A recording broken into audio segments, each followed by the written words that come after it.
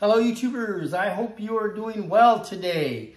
I'm doing great. Nice weekend here in Southern California, nice and sunny. I was able to go to the beach and swim in the ocean, which was freezing, but it was still fun. And then I was also able to go, do some hiking up in the hillside. So it was a great weekend for me. I hope you guys had a great weekend too. Today I want to talk to you about vinyl and where I feel like where we're at in the vinyl market and where I see it going.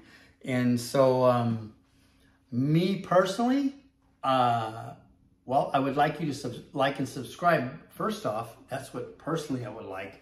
But next, as far as vinyl goes, I think vinyl has kind of exceeded where it should have went.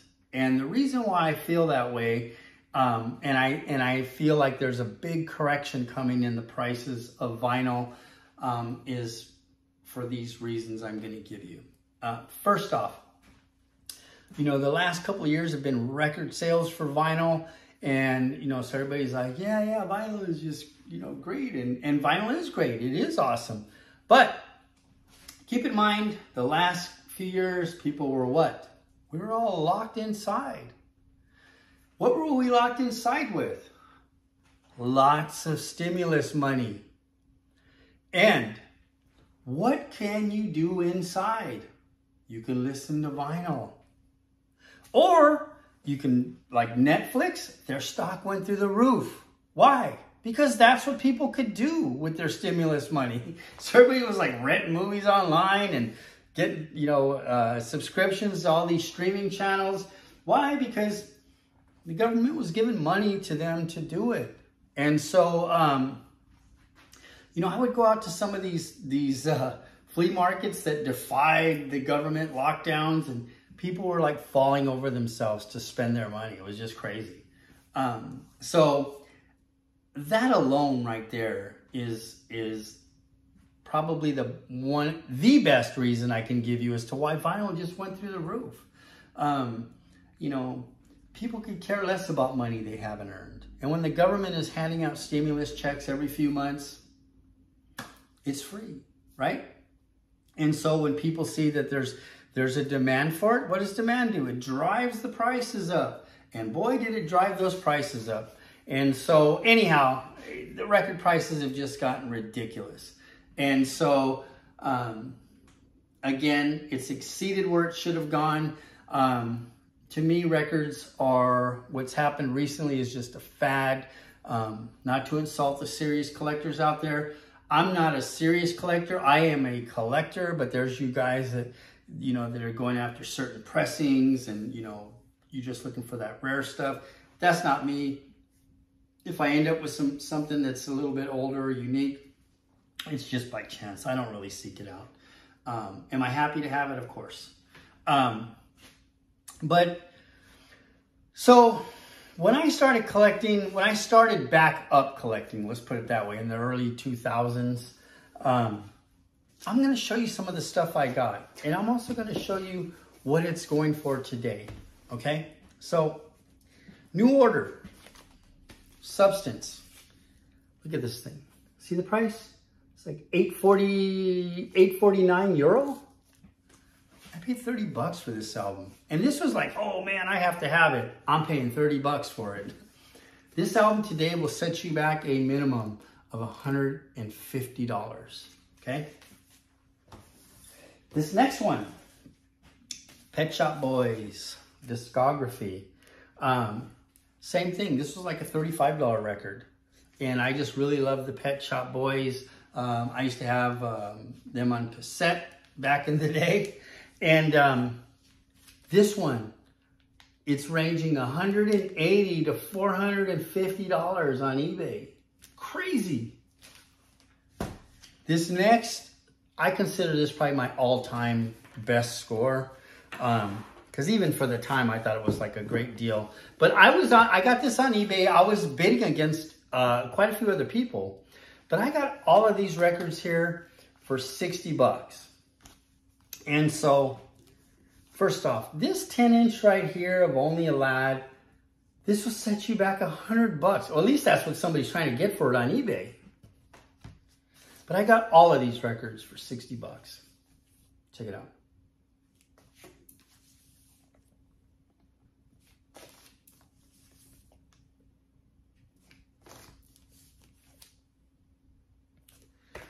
There we go. My favorite, Only a Lad.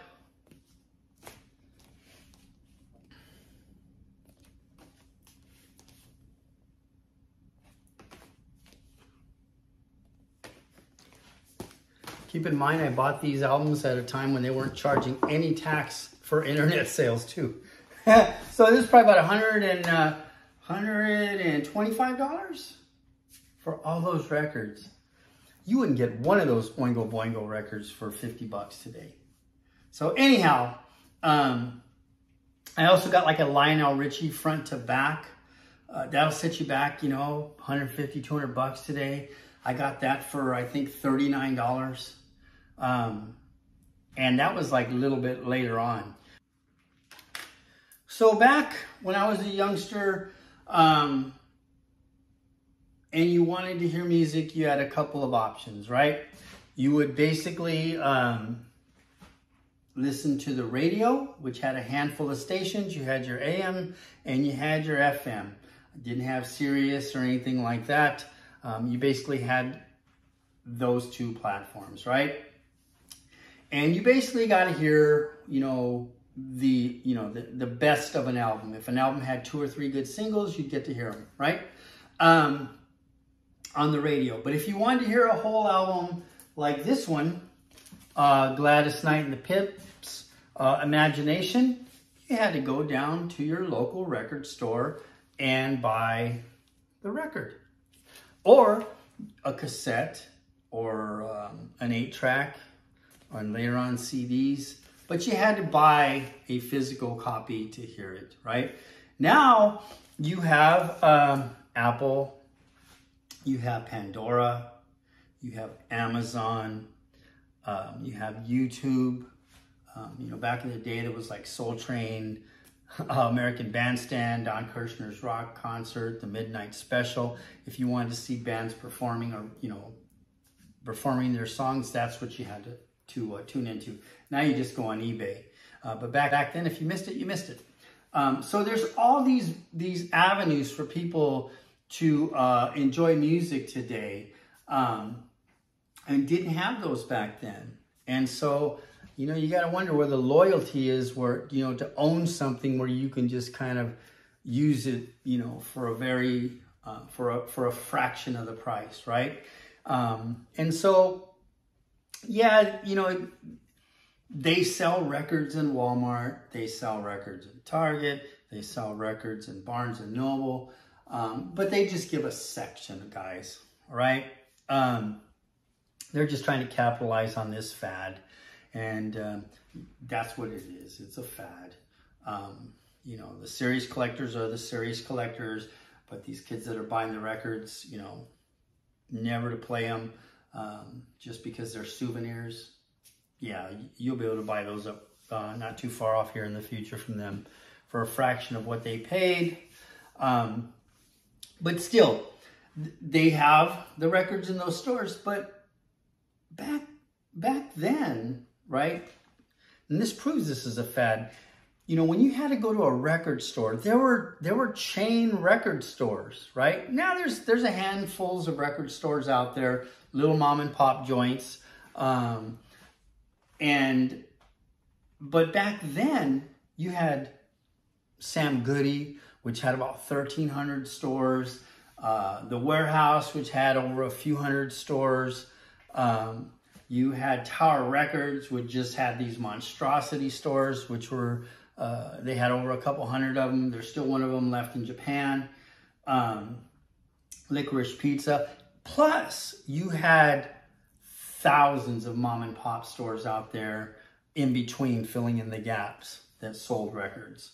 So, that's skin in the game, folks. And so, yeah, the market's changed. There's online and everything, but they were just moving serious volume of records. Like, I went into Tower Records and they had so many copies of Thriller. Just the number of copies of Thriller they had was more than all of what Walmart has of all their artists. So, you know, these guys they're dabbling is what they're doing. Maybe as a chain, but they're still dabbling in records. And so anyhow, I think it's just going to go away when the economy gets, you know, tighter and people's money gets tighter. These kids are going to stop buying records. They're going to move on to something else. It happens. So what have I got next here? I made some notes here. Let's see. The other thing is I'm noticing is that I am actually submitting, I don't want to call them lowball offers because I hate to think that I try to lowball people, but you know what? I like to just consider myself very smart with money. On any albums that I have, I'm not that emotional guy that has to have stuff and I overpay. So I always tend to get things at a good deal. But I will tell you the offers that I'm shooting out there now when I buy records are very cheap. I mean, they're, to be honest, I think of a price and then I think of an even lower price and I submit it. And you want to know something? They're getting accepted. And I'm expecting a counter. And when I shoot those offers on eBay, I get a offer accepted. Please pay now. And one of those was a ZZ Top Tres Hombres. It was like a 1973 print with everything, you know, included with it, and the inserts, whatever. And I think I got it for like 20 bucks, right? And it was just way lower than everybody else was offering. And it was a mint condition album.